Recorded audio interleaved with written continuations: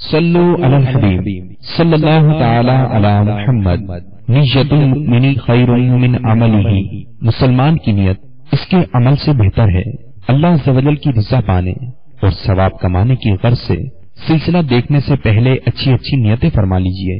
اللہ کی رضا کی خاطر علم دین حاصل کروں گا، سیکھ کر دوسروں تک نیکی کی دعوت پہنچاؤں گا، خاص خاص باتیں لکھوں گا، اول تا آخر دیکھوں گا۔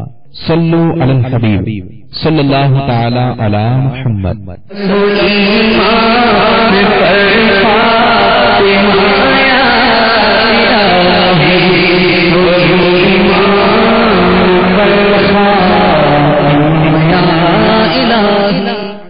الحمد للہ رب العالمین،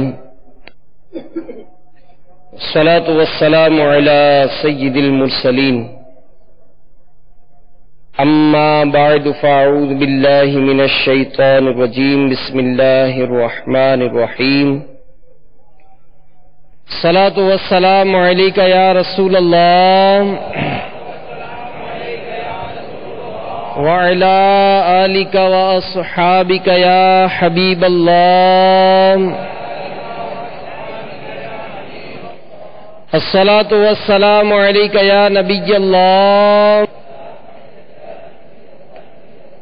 وعلی آلک واصحابک یا نور اللہ۔ نویت سنت الاعتکاف۔ نبی رحمت، شفیع امت، مالک جنت، قاسم نعمت، سراپا جود و سخاوت، صلی اللہ تعالی علیہ وآلہ وسلم پر درود و سلام پڑھنے کے فضائل میں سے میرے شیخ طریقت امیر اہل سنت بانی دعوت اسلامی حضرت علامہ مولانا ابو بلال محمد الیاس عطار قادری رضوی ضیائی دامت برکاتہم العالیہ اپنے رسالے 101 مدنی پھول میں نقل کرتے ہیں کہ رسول اکرم نور مجسم رحمت عالم شاہ بنی آدم رسول محتشم صلی اللہ تعالی علیہ وآلہ وسلم کا فرمان رحمت نشان ہے، قیامت کے روز اللہ عز و جل کے عرش کے سوا کوئی سایہ نہیں ہوگا۔ 3 شخص اللہ عز و جل کے عرش کے سائے میں ہوں گے۔ عرض کی گئی یا رسول اللہ صلی اللہ تعالی علیہ وآلہ وسلم وہ کون لوگ ہوں گے؟ ارشاد فرمایا، پہلا وہ شخص جو میرے امتی کی پریشانی دور کرے، دوسرا میری سنت کو زندہ کرنے والا، اور تیسرا مجھ پر کثرت سے درود پاک پڑھنے والا۔ صلو علی الحبیب صلی اللہ تعالی علی محمد وعلی آلہ وصحبہ وبارک وسلم۔ میٹھے میٹھے اسلام بھائیوں، مدنی چینل کے ناظرین، درود پاک کی کثرت ویسے ہی افضل عمل ہے۔ جمعہ کے دن درود پاک پڑھنے کے احادیث مبارکہ میں اور بھی مزید فضائل ہیں، اور الحمدللہ دعوت اسلامی کے مدنی مراکز میں تو یہ معمول ہے کہ جمعہ کی نماز کے بعد درود رضویہ کا بھی ورد کیا جاتا ہے، اور سرکار اعلیٰ حضرت رحمت اللہ تعالی علیہ کی نسبت سے درود رضویہ کا ورد ہوتا ہے 100 مرتبہ۔ انشاءاللہ اس معمول کو بھی اپنائیں، انشاءاللہ ڈھیروں برکتیں نصیب ہوں گی۔ حضرت سیدنا ابو ہریرہ رضی اللہ تعالی عنہ سے مروی ہے کہ مدینے کے تاجدار، ہم غریبوں کے غم گسار، شفیع روز شمار جناب احمد مختار صلی اللہ تعالی علیہ وآلہ وسلم نے فرمایا کہ بنی اسرائیل میں ایک شخص تھا جس نے زندگی بھر کوئی نیکی نہیں کی تھی، اس نے اپنے گھر والوں کو وصیت کی کہ جب میں مر جاؤں تو مجھے جلا دینا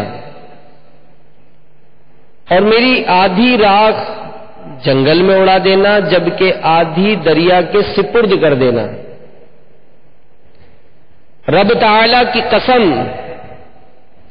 اگر اللہ تعالی نے میری گرفت کی تو وہ مجھے ایسا عذاب دے گا کہ پورے جہان میں کسی کو بھی نہ دیا ہوگا۔ جب اس شخص کا انتقال ہو گیا، خاک جمع ہوئی، آدھی راکھ جنگل میں اڑا دی، آدھی دریا کے سپرد کر دی۔ اللہ تعالی نے دریا کو اس کی راکھ جمع کرنے کا حکم ارشاد فرمایا، اس نے اپنے اندر موجود تمام راکھ جمع کر دی۔ پھر جنگل کو بھی یہی حکم دیا، اس نے بھی ایسا ہی کیا۔ پھر اللہ عز و جل نے اس شخص سے سوال کیا کہ بتاؤ تم نے ایسا کیوں کیا؟ اس نے عرض کی کہ اے میرے رب عز و جل، تو جانتا ہے میں نے یہ سب کچھ فقط تیرے خوف سے کیا تھا۔ یہ سن کر اللہ تعالی نے اس کی بخشش فرما دی۔ تو میٹھے میٹھے اسلامی بھائیوں اور مدنی چینل کے ناظرین، اللہ تبارک و تعالی ارحم الراحمین بھی ہے، رب العالمین بھی، جو اپنی مخلوق سے بے پناہ محبت کرتا ہے۔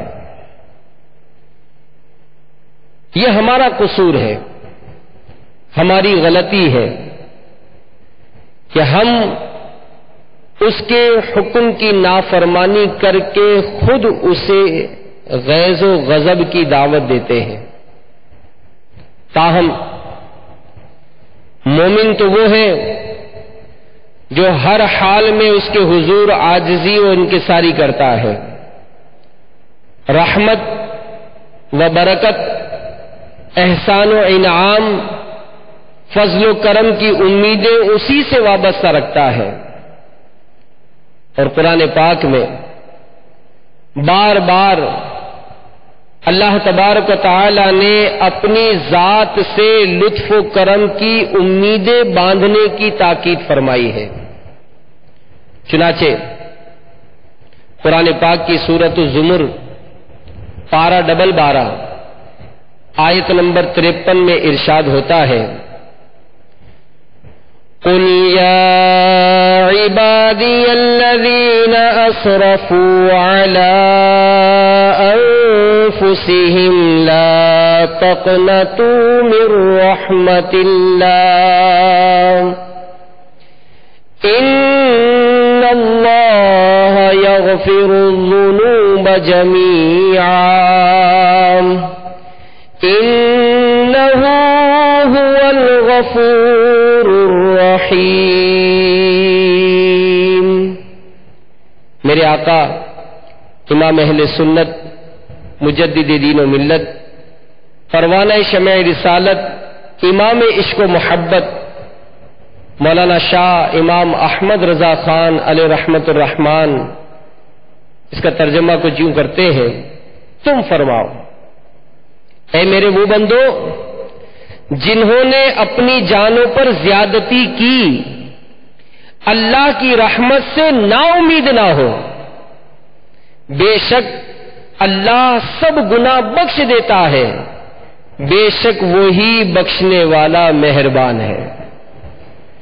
تو بعض صحابہ کرام علیہم رضوان کے اقوال اس آیت مبارکہ کے نازل ہونے پر ملتے ہیں کہ سب سے زیادہ دھارس ہمیں اس آیت مبارکہ کے نازل ہونے پر ہوئی کہ لا تقنطوا من رحمت اللہ، کہ اللہ کی رحمت سے نا امید نہ ہو۔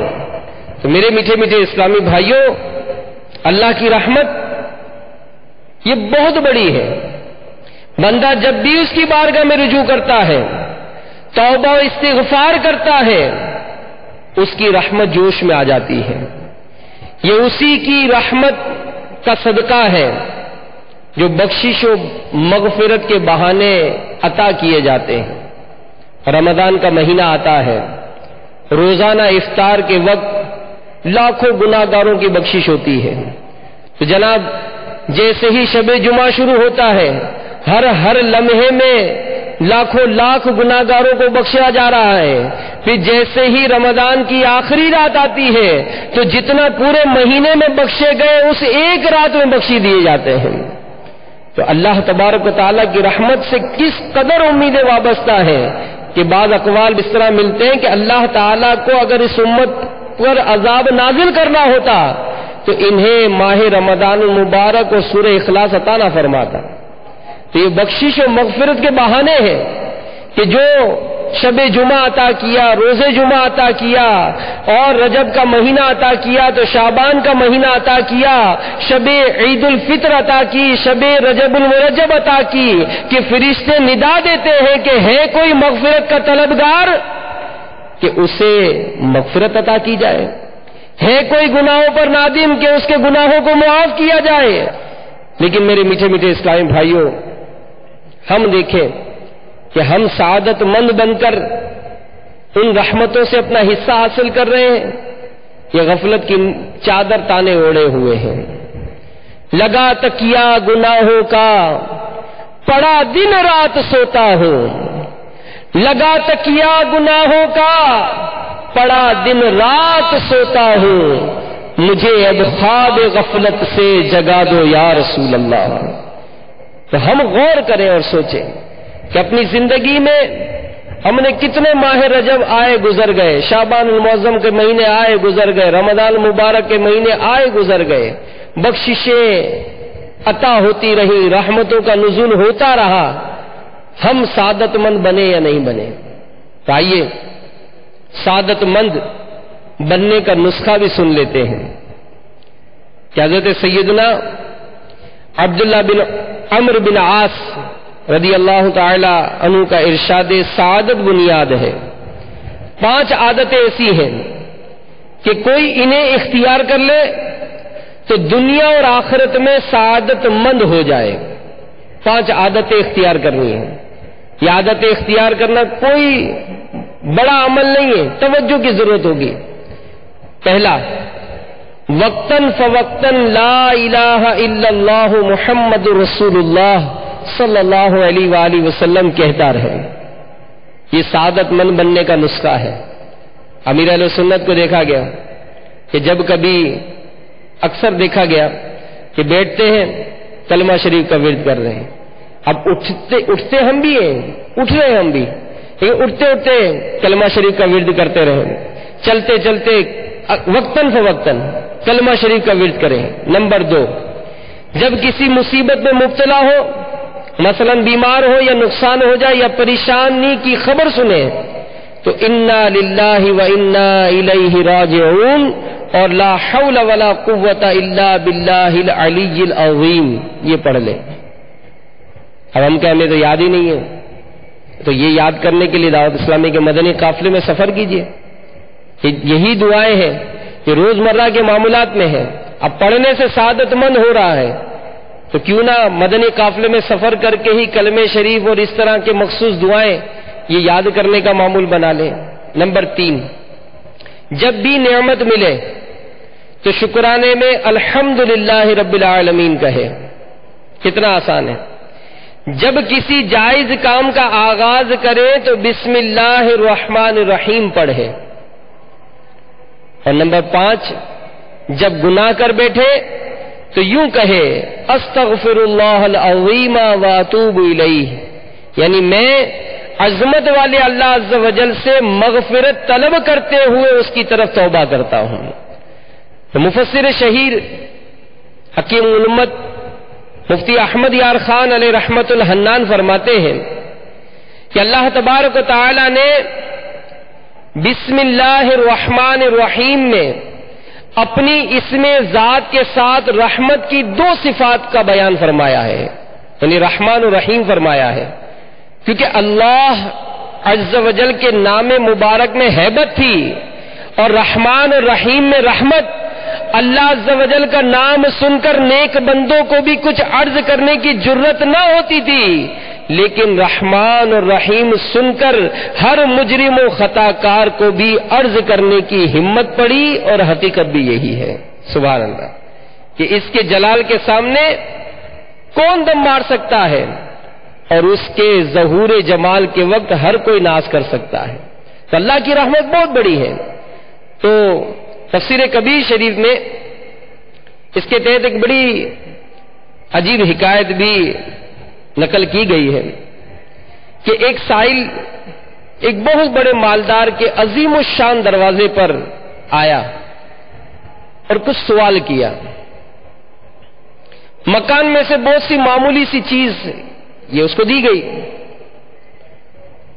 وہ لی اور اس نے وہ چلا گیا۔ دوسرے دن ایک بہت بڑا مضبوط پھاوڑا لے کر آیا اور دروازے کو کھودنے لگا۔ مالک نے پوچھا یہ کیا کرتا ہے؟ تو فقیر نے کہا کہ یا تو عطا کو دروازے کے لائق کر یا دروازہ عطا کے لائق کر، یعنی جب دروازہ اتنا بڑا بنایا ہے تو ضروری ہے کہ بڑے دروازے سے بڑی ہی بھیک ملا کریں، کیونکہ عطا دروازے کے نام کے لائق ہونی چاہیے۔ تو ہم گناہگار ہیں مگر اللہ کے بندے ہیں، اللہ کی رحمت سے ہمیں بہت امید ہے، اور ہم فقیر و گناہگار بندے رب تعالیٰ کی بارگاہ میں عرض کرتے ہیں کہ اے مولا عز و جل ہم کو ہمارے لائق نہ دے بلکہ اپنے جود و سخا کے لائق دے۔ بے شک ہم گناہگار ہیں لیکن تیری غفاری ہمارے گناہگارے سے وسیع ہے۔ اللہ کی رحمت بہت بڑی ہے، اللہ کی رحمت بہت بڑی ہے، اور وہی رحمت جب جوش پر آتی ہے تو اللہ تبارک و تعالی کی رحمتوں سے کیسا حصہ ملتا ہے۔ تو یقیناً اللہ تبارک و تعالی کی رحمت پر جو بندہ نظر رکھتا ہے اور اس کے ساتھ اپنا حسن ظن قائم کرے، انشاءاللہ عز و جل دونوں جہاں میں اس کا بیڑا پار ہے کہ اللہ عز و جل کی رحمت سے اس کو کبھی محرومی نہیں ہو سکتی۔ چنانچہ تفسیر نعیمی پارہ اول میں نقل ہے کہ دو بھائی تھے، ایک پرہیزگار دوسرا بدکار۔ جب بدکار مرنے لگا تو پرہیزگار بھائی نے کہا کہ دیکھا تجھے میں نے بہت سمجھایا مگر تو اپنے گناہوں سے باز ہی نہیں آتا تھا، اب بول تیرا کیا حال ہوگا۔ یعنی ساری زندگی تو نے گناہوں میں بسر کی ہے، میں تجھے بہت سمجھاتا رہا، تو نے میری ایک نہ مانی، اب زندگی کا آخری حصہ ہے، بول اب تیرا کیا بنے گا۔ وہ گناہگار بھائی کہنے لگا اے میرے بھائی اگر قیامت کے روز میرا رب عز و جل میرا فیصلہ میری ماں کے سپرد کر دے تو بتاؤ میری ماں مجھے کہاں بھیجے گی؟ جہنم میں بھیجے گی یا جنت میں داخل کرے گی؟ تو پرہیزگار بھائی نے کہا کہ ماں تو واقعی جنت میں ہی بھیجے گی۔ تو گناہگار بھائی نے جواب دیا کہ سنو میرا رب عز و جل میری ماں سے زیادہ مجھ پر مہربان ہے۔ یہ کہا اور اس کا انتقال ہو گیا۔ بڑے بھائی نے خواب میں اسے نہایت خوشحال دیکھا، مغفرت کی وجہ پوچھی، کہا مرتے وقت کی اسی بات نے میرے تمام گناہ بخشوا دیے۔ اللہ عز و جل کی ان پر رحمت ہو اور ان کے صدقے ہماری مغفرت ہو۔ ہم گناہگاروں پہ تیری مہربانی چاہیے، اے مولا ہم گناہگاروں پہ تیری مہربانی چاہیے، سب گناہ دھل جائیں، رحمت کا پانی چاہیے کہ ایک چھینٹا رحمت کا ہم پر پڑ جائے، اعمال نامے کی ساری سیاہی یہ دھل جائے گی۔ تو میٹھے میٹھے اسلامی بھائیوں، واقعی اللہ عز و جل کی رحمت بہت بڑی ہے۔ زبان سے نکلا ہوا ایک لفظ مغفرت کا سبب بھی ہو سکتا ہے اور ہلاکت کا بھی، جیسا کہ ابھی جو حکایت ہم نے سنی کہ ایک جملے نے اس گناہگار کا بیڑا پار کر دیا۔ تو ہلاکت سے خود کو بچانے اور مغفرت پانے کا ایک بہترین نسخہ دعوت اسلامی کے مدنی ماحول سے وابستگی بھی ہے۔ الحمدللہ جو دعوت اسلامی کے مدنی ماحول سے وابستہ ہوتے ہیں تو بسا اوقات ایسی رحمت کا نزول ہو جاتا ہے کہ بعض اوقات اچھی نیتیں، اجتماع میں شرکت، قافلے میں سفر ان کی مغفرت کا ذریعہ بن جاتا ہے. جیسا کہ حیدرآباد باب الاسلام سندھ کے ایک محلے میں علاقائی دورہ برائے نیکی کی دعوت سے متاثر ہو کر ایک ماڈرن نوجوان مسجد میں آیا. بیان میں مدنی قافلوں کی ترغیب دلائی گئی. اس نے بھی مدنی قافلے میں سفر کے لیے اپنا نام لکھوایا. ابھی مدنی قافلے میں اس کی روانگی میں کچھ دن باقی تھے کہ قضاء الہی عز و جل سے اس کا انتقال ہو گیا. کسی اہل خانہ نے مرحوم کو خواب میں اس حال میں دیکھا کہ وہ ایک اریالے باغ میں حشاش بشاش جھولا جھول رہا ہے. پوچھا یہاں کیسے آ گئے؟ جواب دیا دعوت اسلامی کے مدنی قافلے کے ساتھ آیا ہوں. اللہ عز و جل کا بڑا کرم ہوا ہے. میری ماں سے کہہ دینا کہ وہ میرا غم نہ کرے، میں یہاں بہت چین سے ہوں. خلد میں ہوگا ہمارا داخلہ اس شان سے، خلد میں ہوگا ہمارا داخلہ اس شان سے. یا رسول اللہ کا نعرہ لگاتے جائیں گے، یا رسول اللہ کا نعرہ لگاتے جائیں گے. یا رسول اور یا رسول اللہ کے نعرے سے ہم کو پیار ہے. یا رسول اللہ کے نعرے سے ہم کو پیار ہے. ہم نے یہ نعرہ لگایا اپنا بیڑا پار ہے. ہم نے یہ نعرہ لگایا اپنا بیڑا پار ہے. جس نے یہ نعرہ لگایا اس کا بیڑا پار ہے. نعرہ رسالت. بہرحال میرے میٹھے میٹھے اور پیارے پیارے اسلامی بھائیوں، مدنی چینل کے ناظرین، اللہ کی رحمت یہ بہت بڑی ہے اور ہمارے مدنی آقا صلی اللہ تعالی علیہ وآلہ وسلم کی زبان حق ترجمان سے ایک ارشاد یہ بھی سنی، حدیث قدسی ہے کہ اللہ تبارک و تعالی ارشاد فرماتا ہے اگر میرا بندہ آسمان بھر کے گناہ کر بیٹھے پھر مجھ سے بخشش چاہے اور امید مغفرت رکھے تو میں اس کو بخش دوں گا. اور اگر بندہ زمین بھر کے گناہ کرے تو بھی میں اس کے واسطے زمین بھر رحمت رکھتا ہوں. تو ہم اللہ کی رحمت سے امید باندھے رکھیں. گناہ ہوتے بتقاضۂ بشریت گناہ ہو گئے. اب توبہ کی جو شرائط ہے وہ شرائط پوری کرنی ہوں گی کہ اگر توبہ کی امید پر گناہ کر لیں گے کہ جناب چلو پھر نماز قضا کر دیتے ہیں تو یہ اس کی ممانعت، اس کی وعید بھی ہے. تو ہمیں ان چیزوں سے بچنا ہے. اللہ کی رحمت سے امید رکھنی ہے. جو بتقاضۂ بشریت پہلے گناہ ہوئے اللہ کی بارگاہ میں سچے دل سے توبہ کریں، آئندہ نہ کرنے کا عہد کریں. تو اللہ کی رحمت بہت بڑی ہے کہ رحمت عالمیان سرور ذیشان مکی مدنی سلطان صلی اللہ علیہ وآلہ وسلم نے ارشاد فرمایا کہ رب تعالی کا فرمان عظمت نشان ہے میری رحمت میرے غضب پر سبقت لے گئی. سبقت رحمتی علی غضبی، تو نے جب سے سنا دیا یا رب آسرا ہم گناہگاروں کا اور مضبوط ہو گیا یا رب.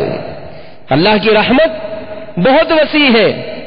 مکی مدنی آقا صلی اللہ تعالی علیہ وآلہ وسلم نے ارشاد فرمایا کہ حق تعالی اپنے بندوں پر اس سے کہیں زیادہ مہربان ہے جتنا کہ ایک ماں اپنے بچے پر شفقت کرتی ہے۔ اور میرے بیٹھے بیٹھے اسلامی بھائیوں، مدنی چینل کے ناظرین، یہاں پر ایک اور حدیث سنیے کہ اللہ تبارک و تعالی نے رحمت کو 100 اجزاء پر منقسم فرمایا، تقسیم فرمایا۔ اپنے لیے 99 حصے، باقی ایک حصہ زمین پر نازل فرمایا۔ اسی ایک حصے سے جملہ مخلوق ایک دوسرے پر رحم کرتی ہے، یعنی اسی رحمت کا کرشمہ ہے کہ جانور بھی اپنے بچے کو پاؤں سے نہیں روندتا، یعنی جانور جو بھی بچوں سے محبت کرتا ہے یہ اسی رحمت کا ایک حصے کا صدقہ ہے، اور اسی رحمت سے وہ اپنے بچے کو جانتا ہے۔ تو ایک حصہ مخلوق کو ملا تو ہم نے دیکھا کہ ماں بیٹے سے محبت کر رہی ہے، بیٹا باپ سے محبت کر رہا ہے، باپ بیٹے سے محبت کر رہا ہے، بھائی بہنوں میں پیار ہے، رشتہ داروں میں پیار ہے۔ جس کو اللہ تعالیٰ نے اور نرمی عطا فرمائی تو وہ مسلمانوں سے محبت کرتا ہے، جانوروں سے محبت کرتا ہے۔ تو جتنی زیادہ رحمتیں حاصل ہوئی وہ سب ایک حصے سے ملی ہیں۔ اور اللہ تبارک و تعالیٰ کی رحمت کس قدر بندے پر نازل ہوتی ہے، ایک اعرابی نے اور ایک بندے کو کس طرح اللہ کی رحمت سے امیدیں وابستہ رکھنی چاہیے۔ ایک اعرابی یعنی دیہاتی نے نبی اکرم نور مجسم شاہ بنی آدم رسول محتشم صلی اللہ تعالی علیہ وآلہ وسلم سے عرض کی، آقا صلی اللہ تعالی علیہ وآلہ وسلم، قیامت کے دن بندوں کے اعمال کا حساب کون لے گا؟ سرکار مدینہ صلی اللہ تعالی علیہ وآلہ وسلم نے ارشاد فرمایا، اللہ عز و جل۔ اس نے عرض کی، کیا وہ خود ہی حساب فرمائے گا؟ جواب دیا، ہاں۔ یہ سن کر وہ اعرابی ہنسنے لگا۔ آقا صلی اللہ تعالی علیہ وآلہ وسلم نے وجہ دریافت کی تو عرض کرنے لگا، میں اس لیے ہنس رہا ہوں کہ کریم جب غالب ہوتا ہے تو وہ بندے کی تقصیر معاف فرما دیتا ہے اور حساب آسانی سے لیتا ہے۔ رحمت عالم صلی اللہ تعالی علیہ وآلہ وسلم نے فرمایا، اعرابی نے سچ کہا، رب کریم سے زیادہ کوئی کریم نہیں، اور یہ اعرابی بہت بڑا فقیہ اور دانشمند ہے۔ سرکار مدینہ صلی اللہ تعالی علیہ وآلہ وسلم نے ارشاد فرمایا، اللہ تعالیٰ قیامت کے دن اس قدر بخشش فرمائے گا، اس قدر بخشش فرمائے گا جس کا کسی کے دل میں تصور بھی نہ ہوگا، یہاں تک کہ ابلیس بھی اس کا منتظر ہوگا کہ شاید مجھے بخش دیا جائے۔ لیکن بات وہی آئے گی کہ اللہ کی رحمت سے امید رکھے گا بندہ کہ میرا رب عز و جل بخشنے والا مہربان ہے۔ اے مولا، میں نے اپنی زندگی میں بہت گناہ کیے ہیں لیکن تیری رحمت کو کوئی نقصان نہیں پہنچایا۔ اب بندہ اس بات کی طلب بھی کرے کہ کہیں ایسا نہ ہو کہ میں نافرمانیاں کر رہا ہوں اور اس نافرمانیوں کی نحوست کے سبب اگر مرتے وقت میرا ایمان ہی چھین لیا گیا تو پھر میرا کیا بنے گا۔ ایمان کی فکر بہت ضروری ہے، اور یاد رکھیے گناہوں کے سبب ایمان چھن جانے کا شدید اندیشہ ہے۔ نور مجسم شاہ بنی آدم صلی اللہ تعالی علیہ وآلہ وسلم نے فرمایا کہ اللہ تعالیٰ کی 100 رحمتیں ہیں، 99 رحمتیں اس نے قیامت کے لیے رکھی ہیں۔ دنیا میں فقط ایک رحمت ظاہر فرمائی، ساری مخلوق کے دل میں ایک رحمت کے باعث رحیم ہے۔ ماں کی شفقت و محبت اپنے بچے پر، جانوروں کی اپنے بچے پر مامتا اسی رحمت کے باعث ہے۔ قیامت کے دن ان 99 رحمتوں کے ساتھ ایک رحمت کو جمع کر کے مخلوق پر تقسیم کیا جائے گا۔ ہر رحمت آسمان و زمین کے طبقات کے برابر ہوگی، اور اس روز سوائے ازلی بدبخت کے اور کوئی تباہ نہ ہوگا۔ اللہ تعالی ہم سے راضی ہو جائے۔ ہم گناہگار ضرور ہیں، اللہ تعالی ایمان کی سلامتی ہمیں عطا فرمائے۔ اور اللہ کی رحمتوں کا تذکرہ تو اس قدر احادیث مبارکہ میں ملتا ہے، جس سے بڑی ڈھارس بنتی ہے، بڑی ڈھارس بنتی ہے۔ حضرت سعید ابن ہلال رضی اللہ تعالی عنہ فرماتے ہیں 2 شخصوں کو جہنم سے باہر لایا جائے گا، حق تعالی ارشاد فرمائے گا جو عذاب تم نے دیکھا وہ تمہارے ہی عملوں کے سبب سے تھا، میں اپنے بندوں پر ظلم نہیں کرتا۔ پھر ان کو دوبارہ جہنم میں ڈالے جانے کا حکم دیا جائے گا۔ ان میں سے ایک شخص زنجیریں پڑی ہونے سے باوجود جلدی جلدی جہنم کی طرف چلتا جائے گا اور کہتا جائے گا کہ میں گناہوں کے بوجھ سے اتنا ڈر گیا ہوں کہ اب اس کے حکم کو پورا کرنے میں کوتاہی نہیں کر سکتا۔ اور دوسرا کہے گا یا الہی میں نیک گمان رکھتا تھا اور مجھے امید تھی کہ ایک مرتبہ دوزخ سے نکالنے کے بعد دوبارہ دوزخ میں ڈالنا تیری رحمت گوارا نہ کرے گی۔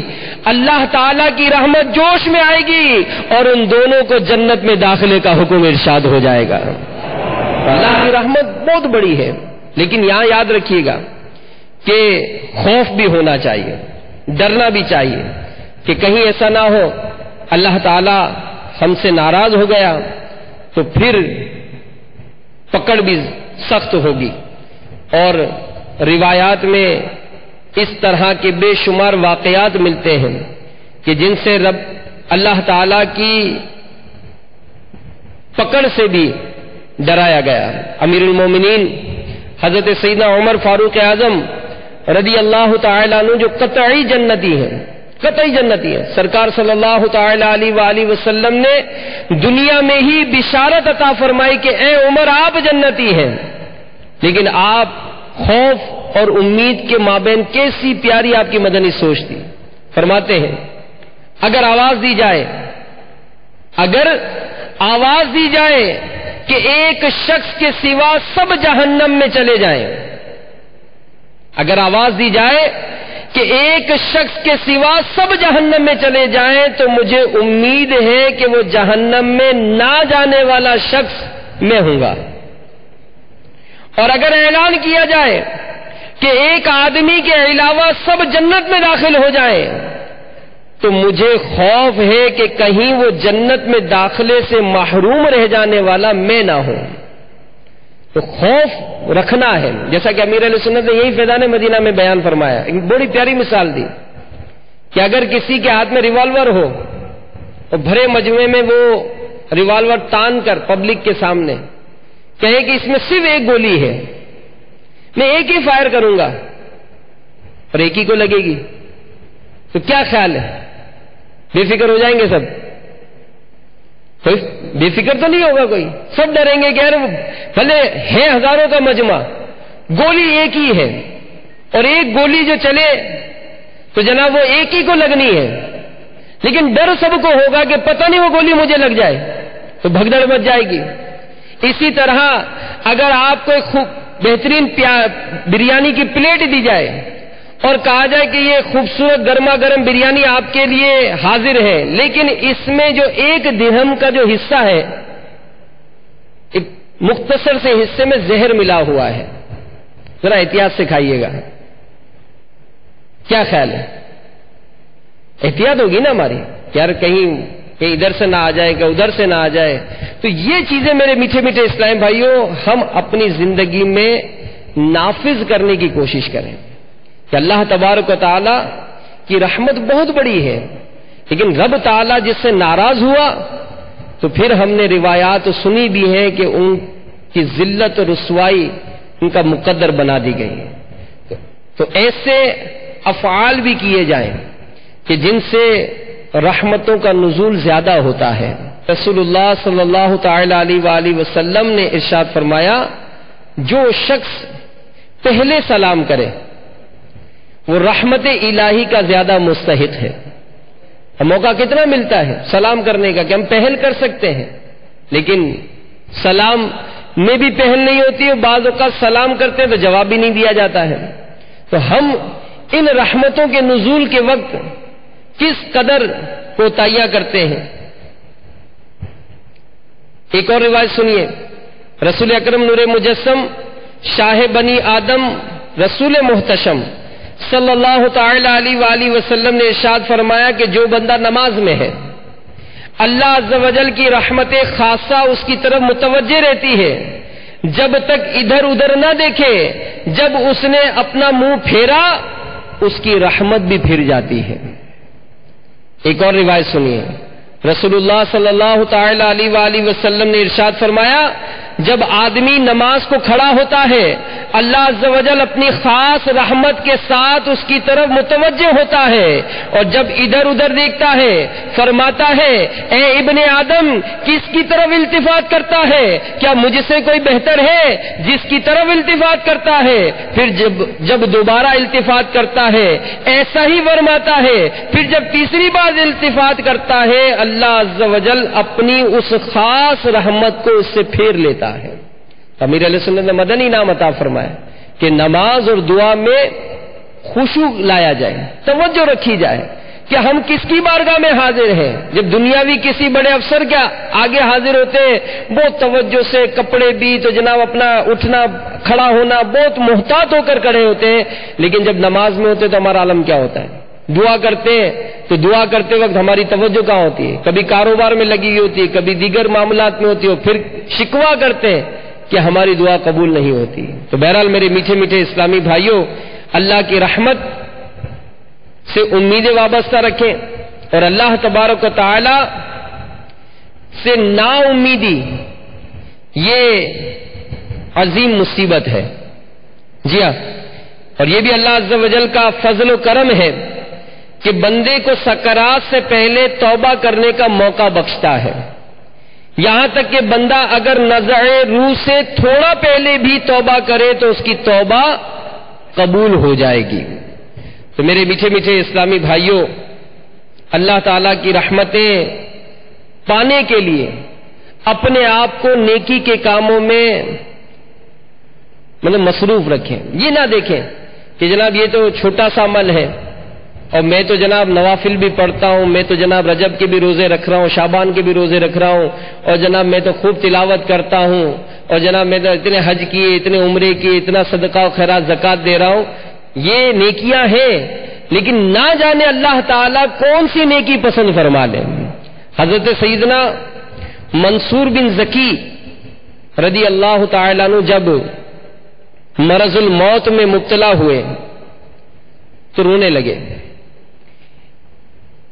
اور اتنے بے قرار ہوئے جیسے کوئی ماں اپنے بچے کی موت پر بے قرار ہو جاتی ہے۔ لوگوں نے پوچھا کہ حضرت آپ کیوں رو رہے ہیں؟ جبکہ آپ نے تو بڑی پاکیزہ اور پرہیزگاری کی زندگی بسر کی ہے، اور 80 برس تک اپنے رب تعالی کی عبادت و بندگی کی ہے۔ آپ نے فرمایا کہ میں اپنے گناہوں کی نحوست پر آنسو بہا رہا ہوں، جن کی وجہ سے میں اپنے رب تعالی کی رحمت سے دور ہوں۔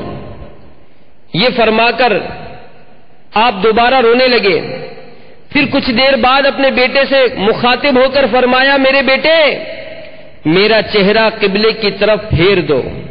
جب میری پیشانی سے قطرے نمودار ہونے لگے، میری آنکھوں سے آنسو بہہ نکلے تو میری مدد کرنا، کلمہ شریف پڑھنا، شاید مجھے کچھ افاقہ ہو جائے۔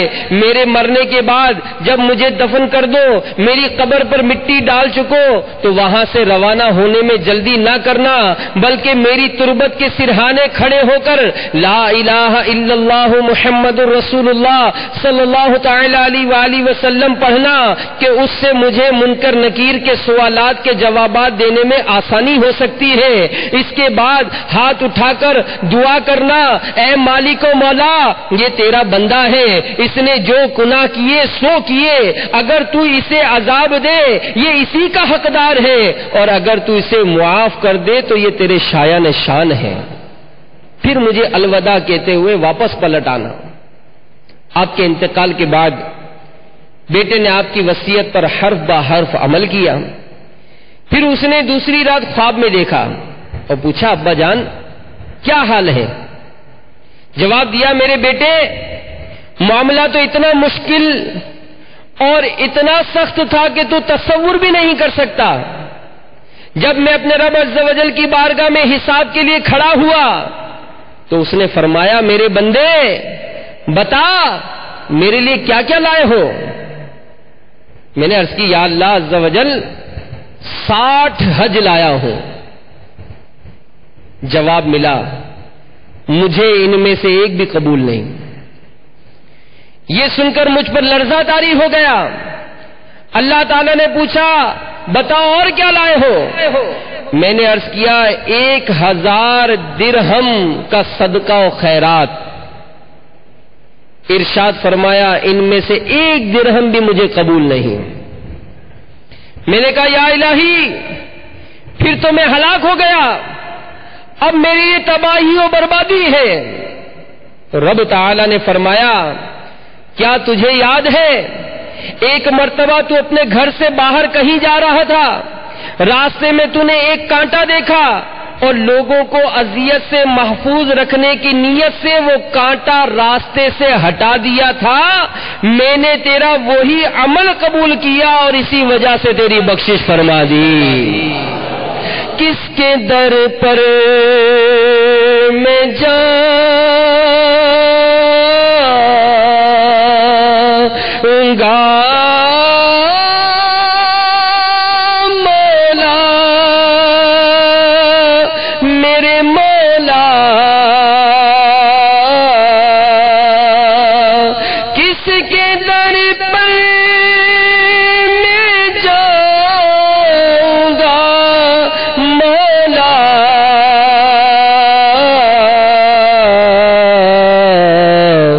گر تو ناراض ہو گیا یا رب ہائے حسن عمل نہیں پلے مولا، ہائے حسن عمل نہیں پلے،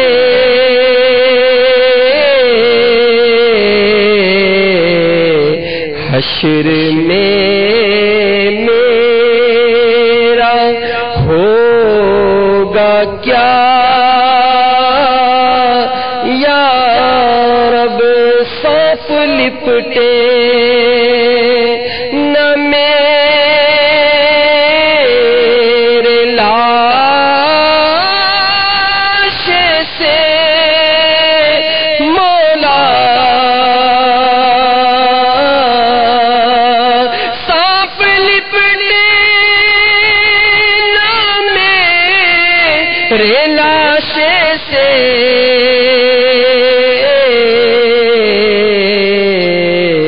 قبر میں کچھ نہ دے سزا یا رب، سبقت رحمتی علی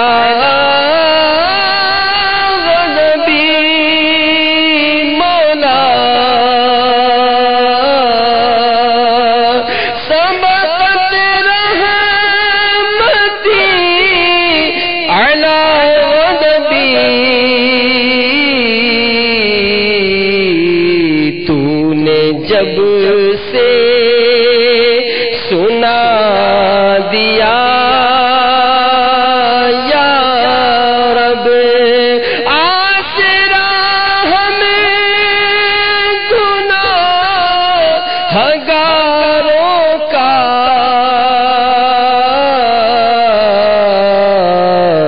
اور مضبوط ہو گیا یا رب، اور مضبوط ہو گیا یا رب، اور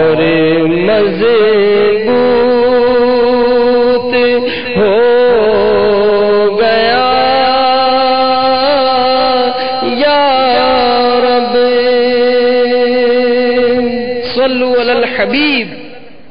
میرے میٹھے میٹھے پیارے پیارے اسلامی بھائیوں، مدنی چینل کے ناظرین، نیکیوں میں زندگی بسر کرنے اور گناہوں سے ہر دم بچنے کی بھرپور کوشش کریں.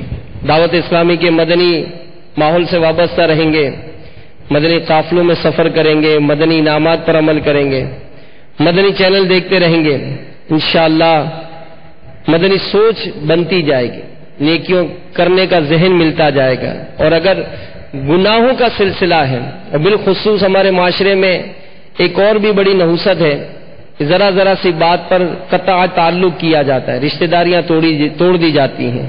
تو یاد رکھیے ایک روایت میں یہاں یہ بھی ہے کہ رسول اکرم نور مجسم شاہ بنی آدم رسول محتشم صلی اللہ علیہ وآلہ وسلم کا ارشاد ہے، جس قوم میں قاطع رحم ہوتا ہے اس پر رحمت الہی نہیں اترتی. اگر کسی بھی سبب سے رشتہ داریاں توڑی ہیں، ماں باپ سے بول چال بند ہے، بھائی بھائیوں میں بول چال بند ہے، بھائی بہنوں میں بول چال بند ہے، رشتہ داریاں توڑی ہیں، قطع تعلق ہے، آگے بڑھ جائیے، خود چلے جائیے. کہ شیطان یہ مسلمانوں کو آپس میں لڑاتا ہے، فساد کرواتا ہے. ان تمام افعال سے کہ جو رحمت الہی سے بندے کو دور کریں، ہمیں بچنا چاہیے. اور دعوت اسلامی یہ الحمدللہ محبتیں عام کرتی ہے، نفرتیں مٹاتی ہے. انشاءاللہ دعوت اسلامی کے اجتماعات میں آتے رہیں گے، مدنی چینل دیکھتے رہیں گے، مدنی چینل دیکھنے کی دعوت دیتے رہیں گے. انشاءاللہ آپ کو دنیا اور آخرت کی ڈھیروں بھلائیاں حاصل ہوں گی. دعوت اسلامی دنیا کے کم و بیش 150 ممالک میں سنتوں کی خدمت کر رہی ہے. 44 سے زیادہ شعبہ جات دعوت اسلامی کے قائم ہیں جس میں سنتوں کی خدمت ہو رہی ہے. آپ دیکھ رہے ہیں مدنی چینل گھر گھر نیکی کی دعوت پہنچا رہا ہے. جامعۃ المدینہ میں درس نظامی کرایا جاتا ہے. مدرسۃ المدینہ میں طلبہ مدنی منوں کو، مدنی منیوں کو حفظ و ناظرہ کی تعلیم دی جا رہی ہے. جیلوں میں خدمت ہو رہی ہے. اسلامی بہنوں میں اجتماعات اس طرح کے منعقد ہو رہے ہیں. جگہ جگہ درس و بیان کا سلسلہ ہے. تو یہ تمام معاملات کو کرنے کے لیے کثیر سرمایہ کی بھی ضرورت ہوتی ہے. اللہ تعالی ہم سب کو عمل کی توفیق عطا فرمائے. آمین بجاہ النبی الامین صلی اللہ تعالی علیہ وآلہ وسلم. صلوا علی الحبیب صلی اللہ تعالی.